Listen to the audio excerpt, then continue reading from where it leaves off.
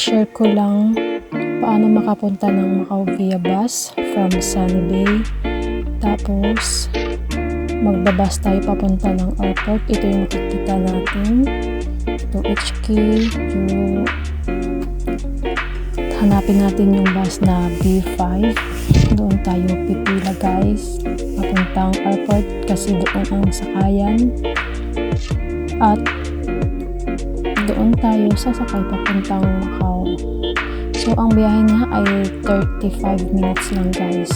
So, ito na nga. Habang ako ay nag-aantay sa mga kasamahan ko guys, ito, video-video muna si ating. Tapos ito, kita natin yung bus. Ito yung bus na sasakyan natin papunta ng airport. At ito na nga sila ay ang haba ng pila. Pero mabilisan lang. Kasi pag umalis na yung bus na yan, may kasunod na bus. So, ito na nga guys. Ang daming mga tao na pupunta kasi holiday dito Chinese New Year.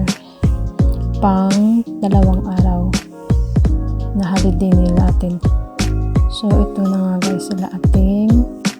Sige, punta tayo sa dulo. Makakarating din tayo sa paruroonan natin. Charot.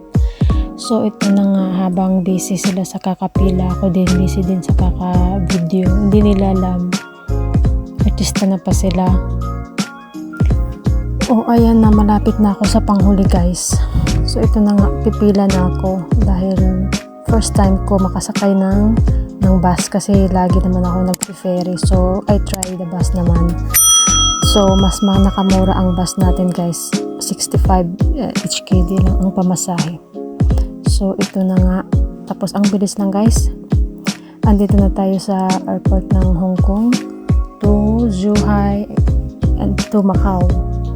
Paano ba itong basahin? So, ito na nga guys. Naglalakad na tayo. Papunta tayo ng immigration. So, hindi ko na nagkuna ng video yung immigration kasi bawal nga guys. So, dito na lang tayo maglakad-lakad. Magmuni-muni na tayo dito sa sa sala ng airport. So, ito na nga, pipila din tayo. Kukuha na tayo ng ticket natin guys. Mura lang 65 HKD, pero pila muna tayo. Tapos, andito na nga, ang bilis lang, 35 minutes lang. Nakarating na tayo ng Macau. So, ito na yung entrance papunta sa loob ng immigration ng Macau bago tayo gagal.